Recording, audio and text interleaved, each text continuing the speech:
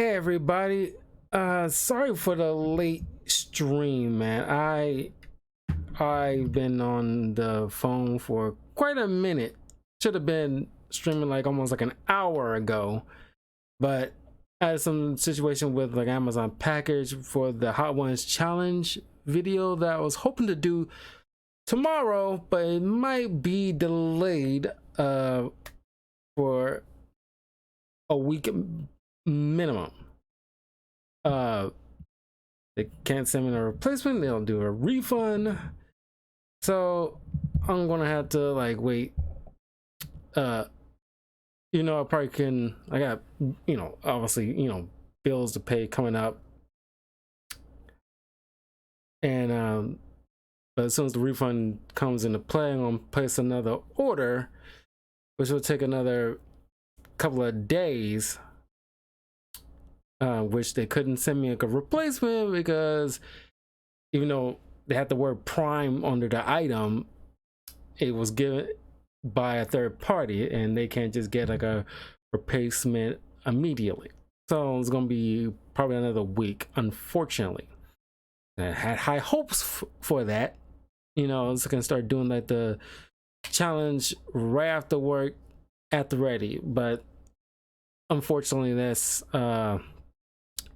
gonna be delayed a little bit. Sorry. But it is coming.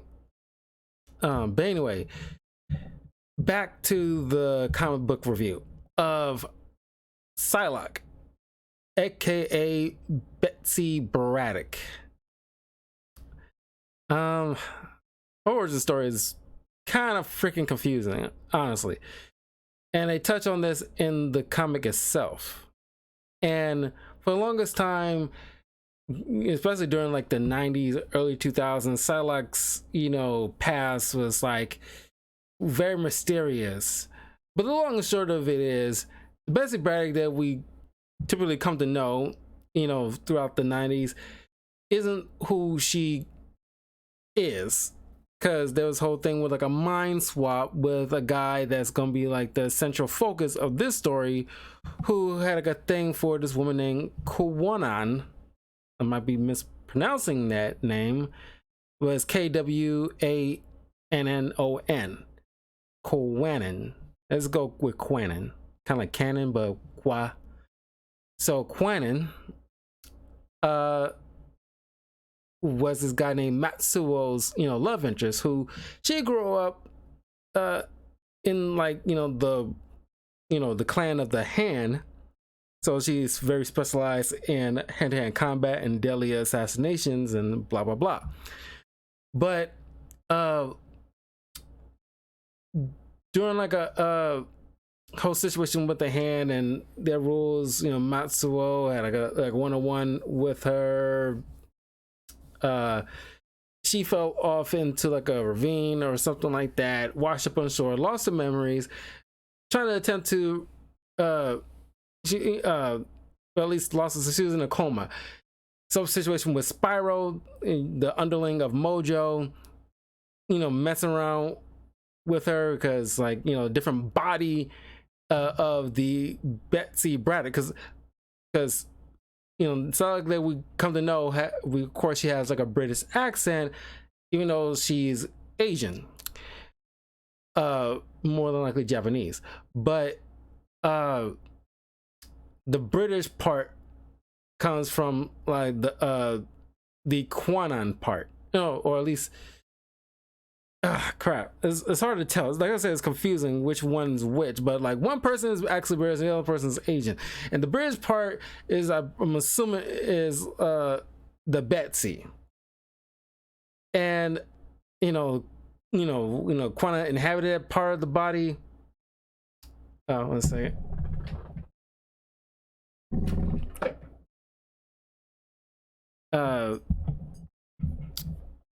but yeah, but after a while, it's kind of, for a moment, it's blended. It's super confusing. But they kind of got it like all currently in the comics. They seem like they all got it together, where it's like, oh, it's Quanon, but she also can go by, you know, Betsy Braddock as an alias, but they just call her Psylocke. But yeah, there's like a whole situation with body swapping. You know, comics can be crazy sometimes. But anyway, let's go to her power set. Quanon, aka Betsy Braddock, is a mutant telepath. Ironically, both were telepaths, but Quanon was a low-level telepathic, while, you know, Betsy was a little bit more powerful, in hopes of hoping you know, the Betsy part, you know, high-level power of, you know, psychic ability can kind of awaken the Quanon part in the coma, but it ends up, you know, absorbing Quanon because she was weaker. But anyway, Psylocke has the immune ability of telepathy and empathy. Originally, Quanon's powers manifest as a form of intuitive empathy, which allowed her to access the minds of others. This granted her a reputation in Japan as a killer who could hear thoughts. After having contact with the powerful telepath Betsy Braddock, Quanon's telepathy developed significantly. Psylocke displays telepathic abilities which enable her to read minds, communicate with others by broadcasting her thoughts psychically and physically, and other talents. She has the iconic psychic knife. After returning to her original body, Quanon has adopted the most iconic manifestation of her predecessor's telepathic powers, the psychic knife. Described as the focused totality of her powers, Psylocke can concentrate psychic energy over her fist, manifesting a sharp dagger. She plunges directly into the skulls of her opponent. As an effect, such as an aggressive telepathic attack can confuse, stun, or even kill opponents. Psychic katana.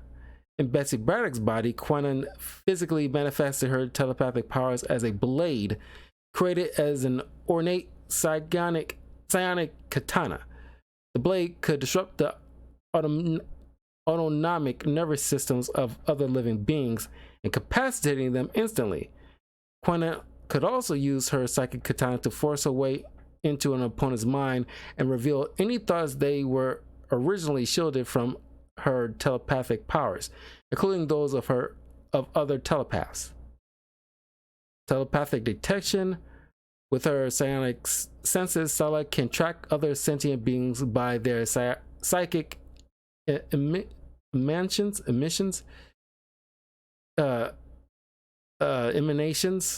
She did this to track Wolfsbane's killers. Telekinesis. Can move things with her mind. Flight, self-explanatory. Expert martial artist. Weakness, untrained telepath. Being relatively untrained in the use of her telepathy, Psylocke rarely employs her abilities beyond generating psionic blades and unconsciously clouding the minds of others. So yeah, that's pretty much Psylocke's, you know, known abilities.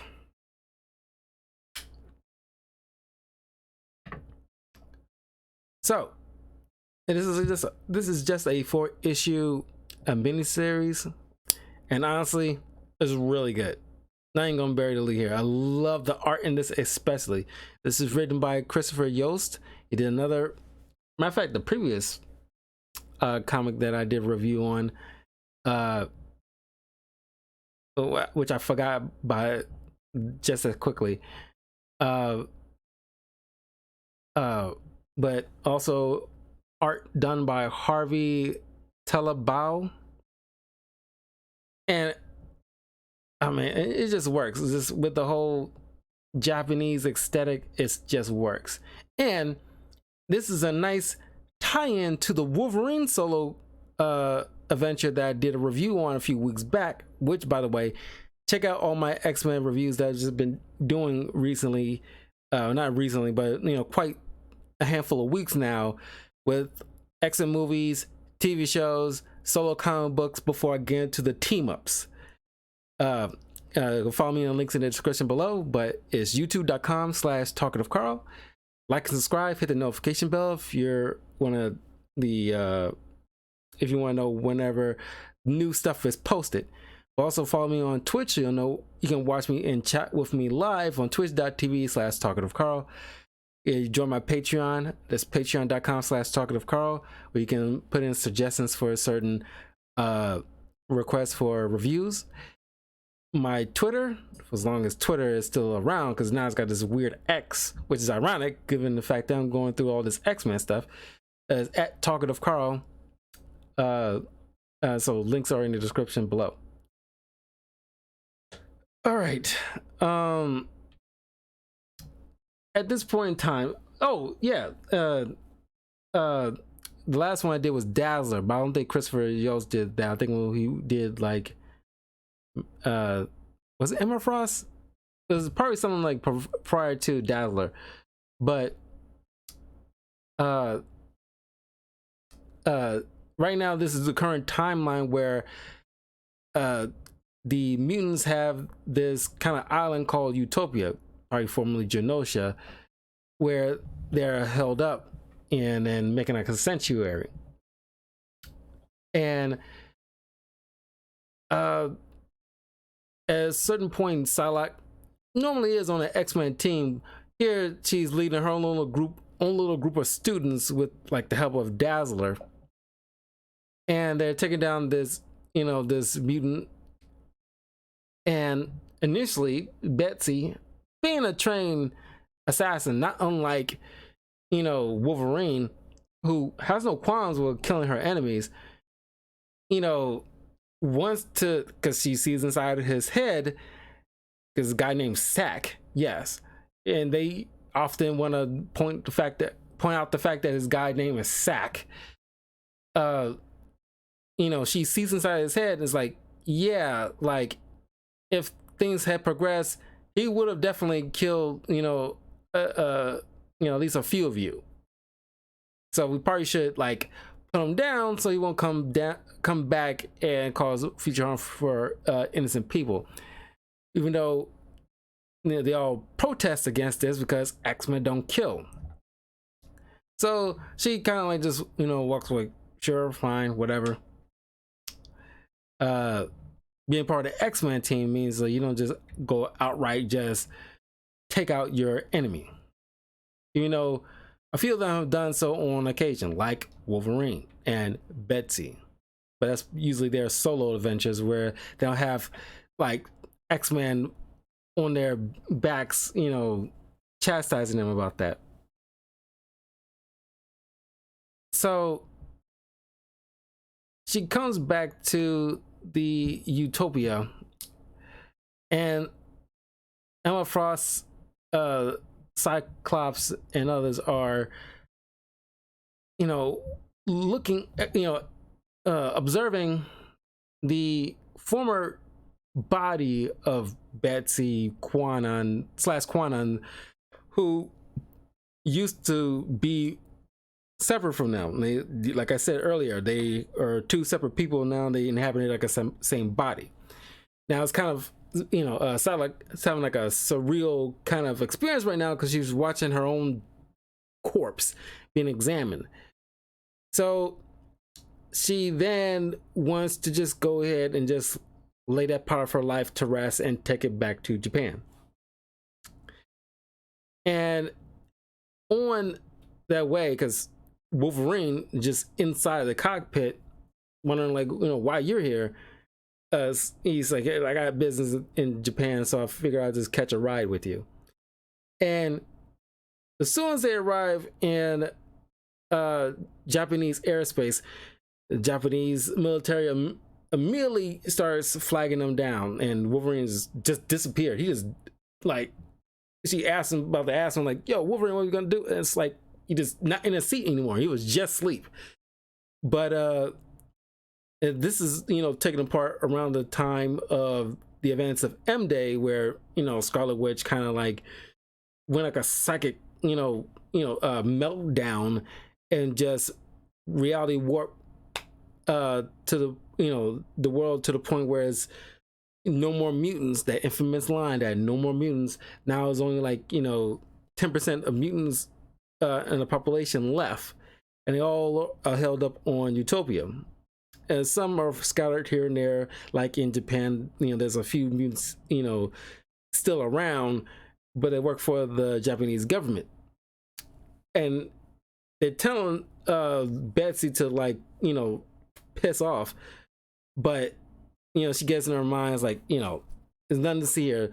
Like, these are not the droids you're looking for. Move along. So it's very easy for her. And it's like, like, I don't know how well known of given the fact that she's an assassin, she shouldn't have been, like, so easily known. It's the same complaint people have about James Bond. Like, you don't just give out your code name whenever you order a drink. This kind of defeats the purpose of you being, like, a secret agent. And the fact that, like, she's clearly, like, she should be on some, especially with the outfit she has, the most, just like with Gambit, Psylocke has her own, even though she's part of the X-Men, she don't have her own little team costume. Oh, after a certain point, like, most of the team members get their own little signature costumes.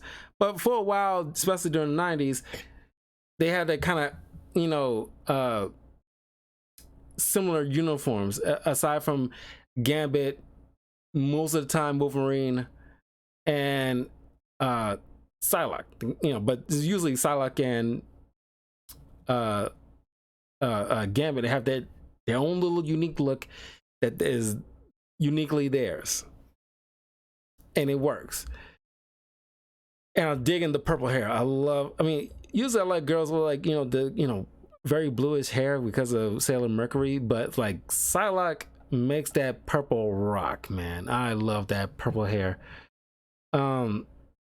So she goes to the graveyard to lay the body to rest, where all of a sudden she gets attacked by hand ninjas.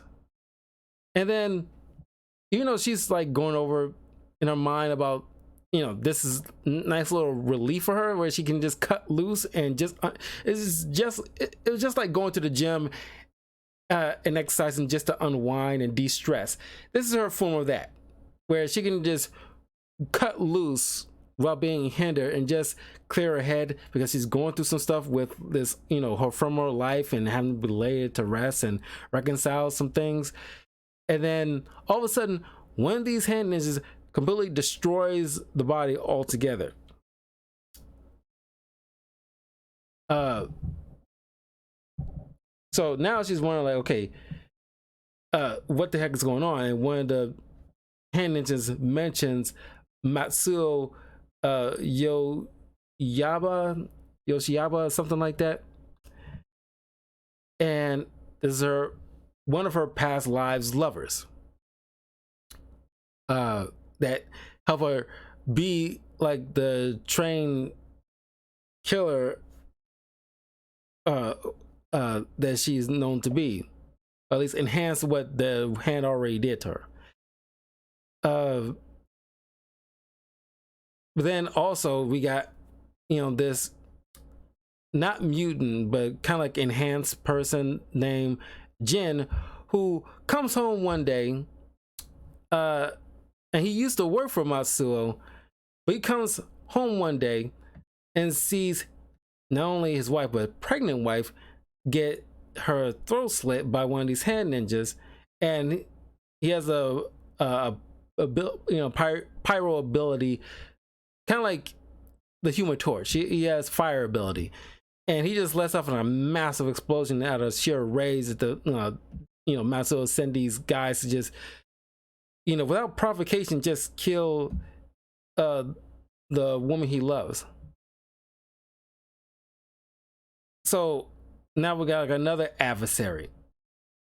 So Betsy goes through, like, down to tries to, like, find and track down Matsuo, like, searching through his old haunting grounds, taking down his underlings on the way there,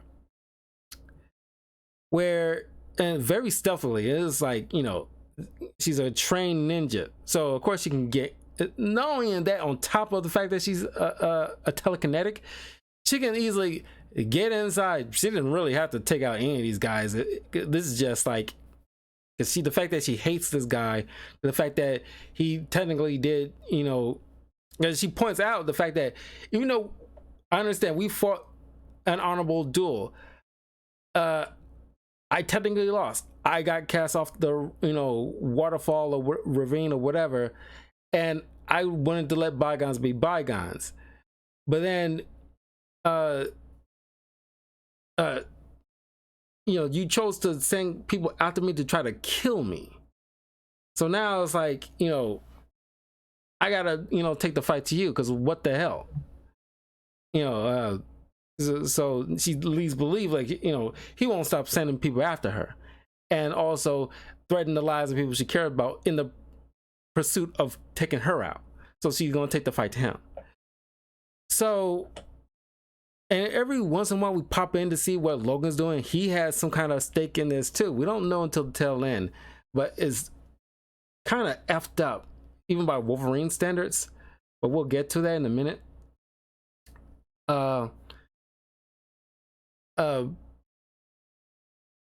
While in the, you know, Matsuo's compound, Betsy ends up bumping into Yuriko.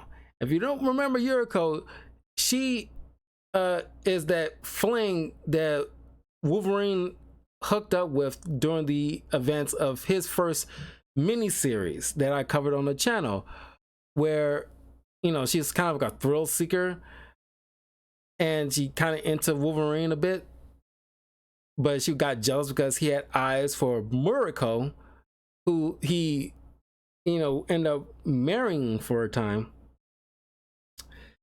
And so she thought it's like, oh, you know, oh, Psylocke must be here to help her, but that's not the case. So they end up, you know, having like a fight, which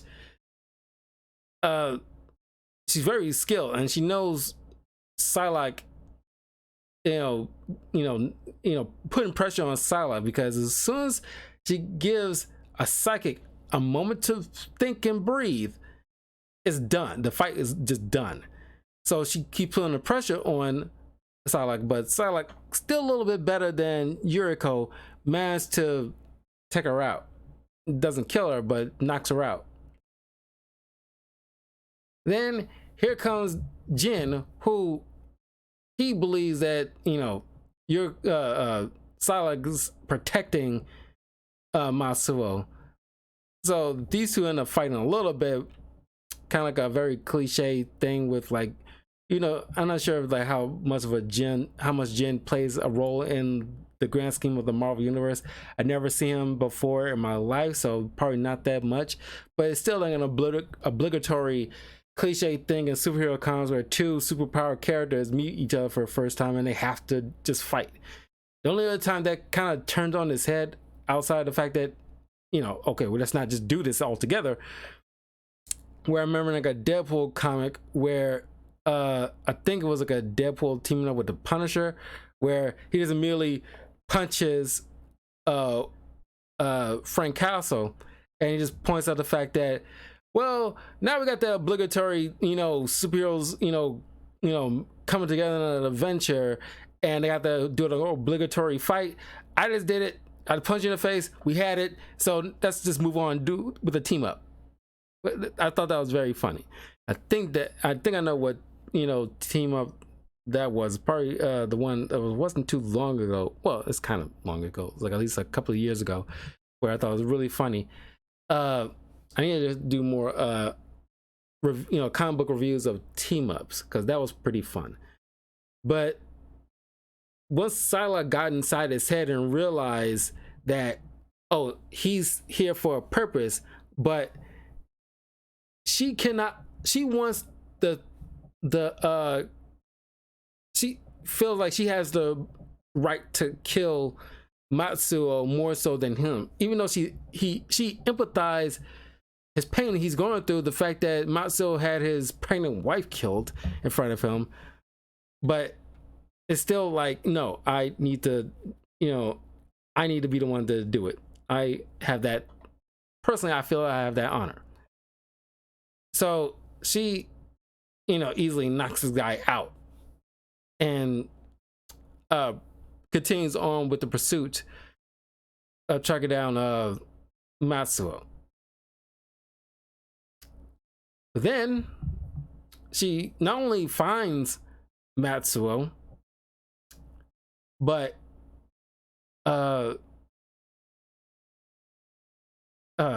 he is also grotesquely disfigured. And who had done it but Wolverine himself? And that is why he is in Japan, because he caused all that. But we'll get into it in a minute. I just want to point out the fact that this art rendering of Wolverine with it's like the veins that kind of like, of course it doesn't connect with the suit, but you see the suit even has veins. But I always love that the black stealth suit, the X-Force suit, looks very dope, and with the red eyes, all that works. This is an awesome art rendering of Wolverine that I ever saw.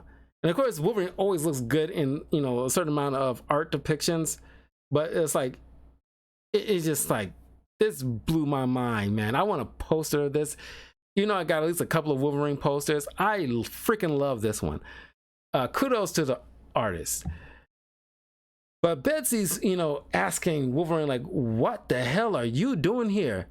And it turns out that after the events of Wolverine marrying Mariko, she ends up getting poisoned by Matsuo, and not wanting to die an unhonorable death by poison, she asked Wolverine to pretty much do the X-Men Last Stand thing and stab her, so she'll have more of an honorable death given her custom.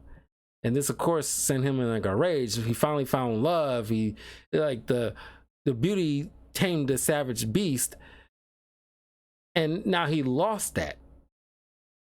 And so moving forward, on the anniversary of her death, he comes back to Japan to find Matsuo and take a piece of flesh. And every year, he doesn't kill him. He wants that slow, painful death. Because as long as he's living, which he essentially an immortal, he comes back and carve it piece by piece from him. Every year he has to suffer the fact that the love of his life has died. On that anniversary of her death, he comes back to Japan to take a piece of flesh. And at first, Matsuo, have like guards and assassins and all this stuff, which is pretty much useless. And because he still comes in to get his chunk of flesh. After a while, Matsuo just gave up trying to fight it and just lets Wolverine do it. Now it's kind of like it's a living death without it just ending. And it's just like, as Wolverine puts it, it's payment. It's blood payment. And Betsy just flat out points out to him, like, why don't you just end it? If you come here just because if he did all that to you, and you're feeling this rage, just put him out of his misery. Like, what's the point? And it's like, he explains to the point to her, and that's what I'm saying. It's the most savage thing that I've seen, like, Wolverine does. At least one of the most savage things Wolverine has ever done. The fact that he just, like, I'm not going to give him the satisfaction of just an easy out, like a death. I'm going to prolong this as long as it is humanly possible. And of course, Matsuo, knowing that given his culture, he just won't. The fact that he's not able to, delete himself. Well, not only because of even though he probably wants to, he's unable to, given the fact that what Wolverine did probably prevents him to actually, he can't hold the blade that's used to commit the act. So Matsuo has been organizing death by Psylocke or death by Jin.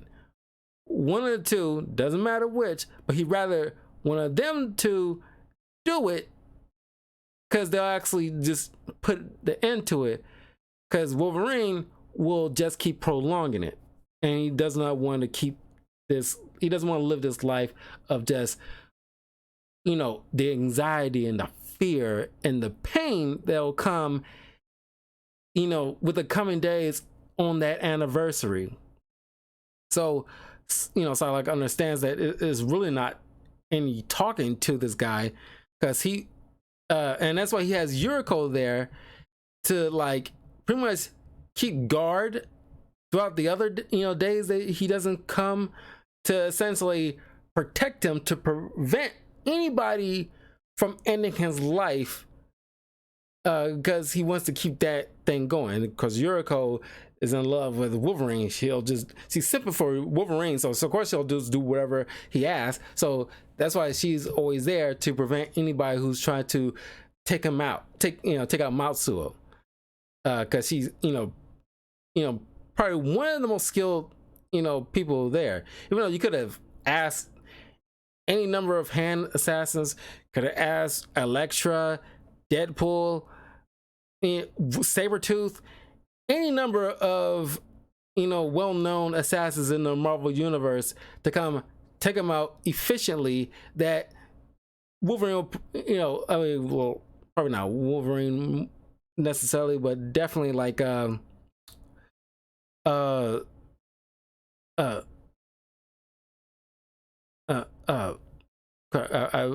blank on the name, but somebody in the Marvel universe who's skilled at taking people out, just do it, end it, or take a fight to the Hulk or something and have him just smash you or something, like any one of those things that Yuriko, like any one of those things that are more powerful than anything that Yuriko can ever do or deal with. So Betsy and Wolverine have this, just drag out fight. Even though on most circumstances, Betsy wouldn't have, I'll keep calling her Betsy, but that's the name I know her as. But, because like Quana is very new to me. But Betsy, realized, like, if I give him an inch, he will take me out. He is very skilled and that brutal, especially when he's in that berserker rage. Is very hard to deal with Wolverine. And she realized that she could have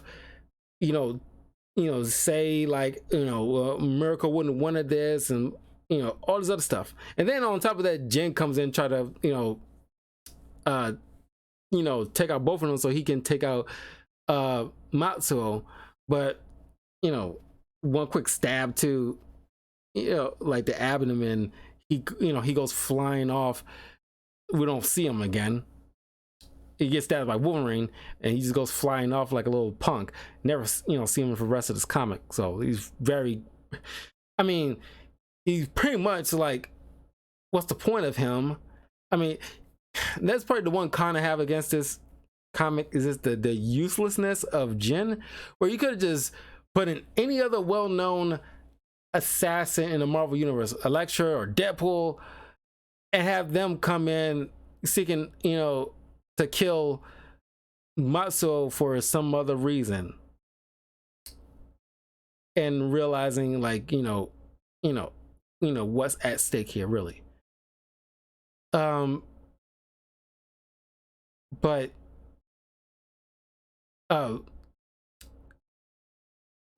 Betsy then had like an epiphany here. So she puts down her sword, puts her hands up, and tells Wolverine, like, fine, you can go ahead and take me out, and once I get to the afterlife, I'll tell I send your regards to Mariko. And this hits home to Wolverine, knowing that even though it's pretty much the same thing as like Mariko wouldn't want this line, but he realized that, hey Diggs, Wolverine realized that, yeah, like I became the savage that Mariko,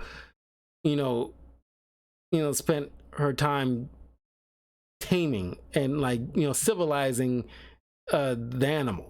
And I'm just reducing myself back to that. I'm going back to my old ways and forgot what she taught me. So he picks up Yuriko and says to Bessie, look, I'll meet you on the Blackbird when you're done. And she's like, you're not going to stay here and watch. And he just looks back at, Matsuo, seeing like his disfigured face, and just walks away. And it's like, nope. And so, of course, Matsuo was just like, thank you, Bessie. And she's like, don't thank me. You're still not off the hook here, buddy. And to kind of circle back to how the beginning of this 4-issue arc began, where you don't know who Bessie killed on a cliff. Knowing what she has to do, but on some level she starts to understand, given her one of her past lives and the relationship she did have with this man, and there were good times with this man, even though he is a criminal and like still evil in a way. And what he did, to Jen, Wolverine, and her was, unforgivable. She still gave him a merciful death by psychically manipulating his mind to see his healed form and seeing his lover one last time. And he kneels down, says, I'm ready. And then she puts like a psychic blade into his temple and, made it quick. And then he cast, and he's like, fell off the edge of the cliff. Probably the most merciful way she can, like, get this guy, because even though he still has to die, I'm not going to be like Wolverine and just, and just making a long torturous thing, because that's just like that. What's the word? That just seems like that's not honorable in a way. That's just like, in a way, Wolverine is torturing himself every year instead of just letting it go. Either end it, or either way, you have to let it go. Either end it and let it go, or just leave him alone and let it go. And so that's essentially what Bessie has to do. She has to let this go. And for her, letting it go means like put an end to this guy, because, he's not a good person, but she still had like a, fond memories in a past life with him. So at the very least she can do is give him a merciful death. So, it's one heck of a way to end like an adventure with an adversary that's pretty much trying to die by others' hands. It's kind of like death by cop kind of situation.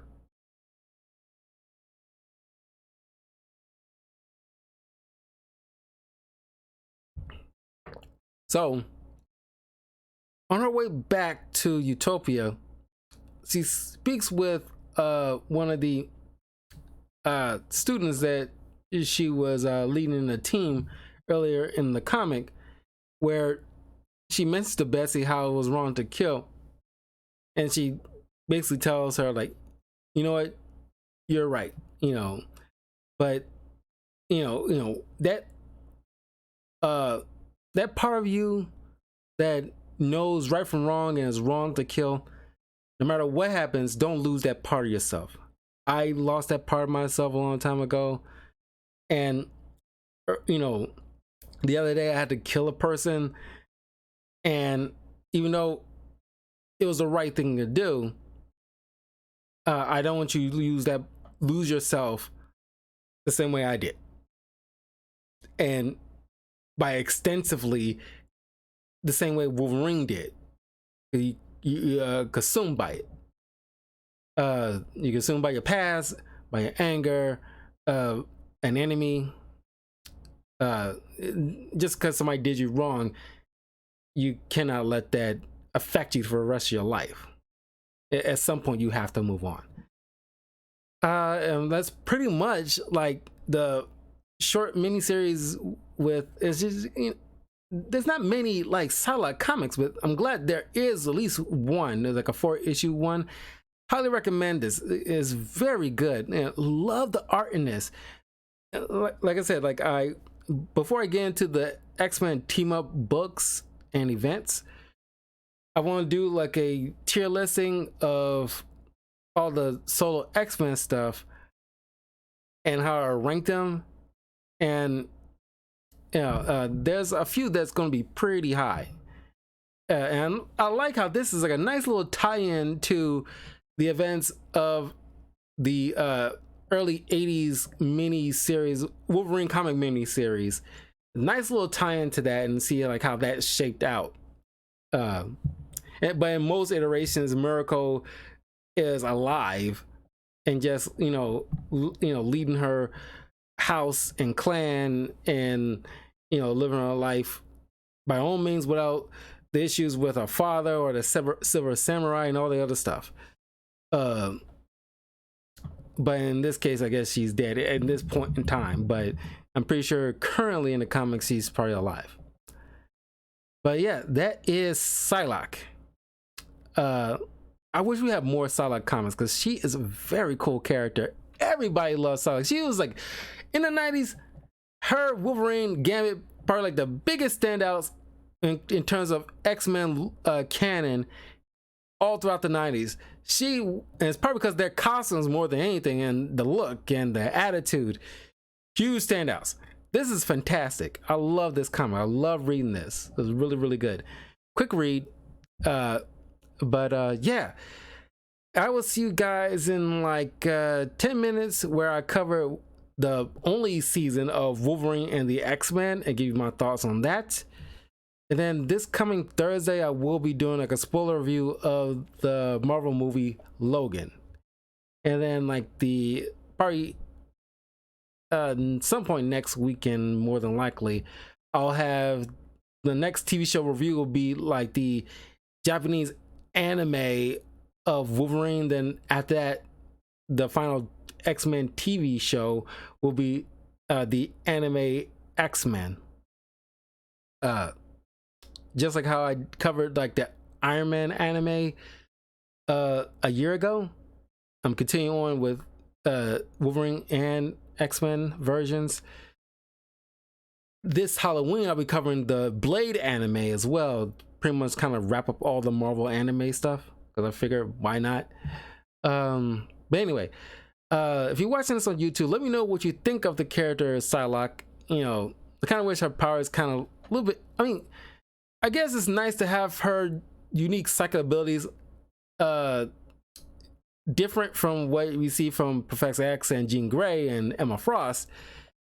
It's uniquely hers. No other X-Men character, even though like Jean Grey for at least a time I think was taught, because I covered a Jean Grey solo comic on the channel, and there was like a moment in time in mid 2000s where she was trained by Psylocke in order to use her kind of like a psychic abilities to make like psionic weapons.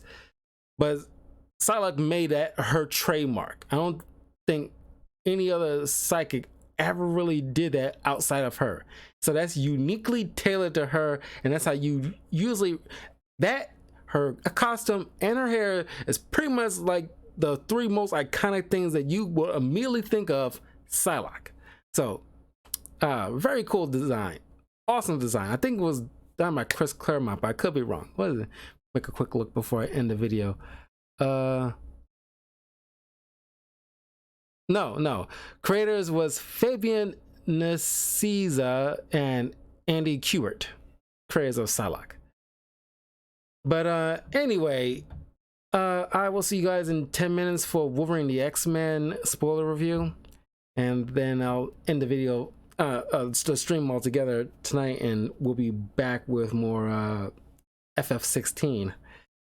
But oh no, not just FF16. Actually, I have a fun tier listing video that I want to do tomorrow, where I'll be ranking, because since I just wrapped up the Secret Invasion TV show, tomorrow afternoon, probably around 6 p.m, I will be doing a Marvel tier listing of not everyone, but the vast majority of MCU villains, including a good chunk of the TV shows that I've watched.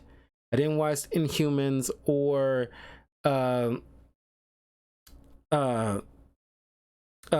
Cloak and Dagger. And as far as Agents of S.H.I.E.L.D., I'm including those as well, including at least a few notable villains there. Should still be like a decent amount. So there'll be some significant stuff, but not every villain for every season of Agents of S.H.I.E.L.D. And of course, the Netflix TV shows, the most iconic ones, not everyone's. It's probably maybe like put Purple Man and Nuke from the Jessica Jones TV show, Diamondback, Shades, and Cottonmouth, his sister Mariah,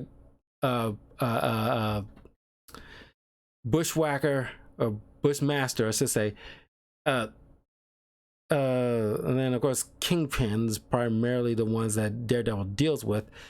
There's not really anything iconic. Oh well, I'm about to say about the Punisher. No, they got Jigsaw from the Punisher, Madame Gao from Iron Fist, and then like Alexandra, I'm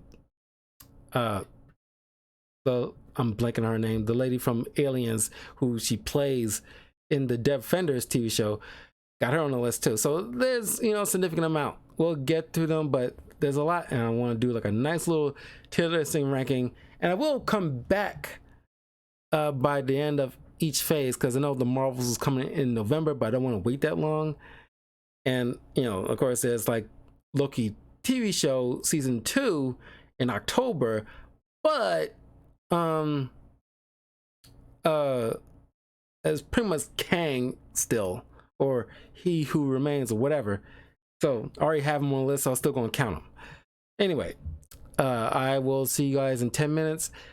If not, I'll see you all tomorrow. Peace.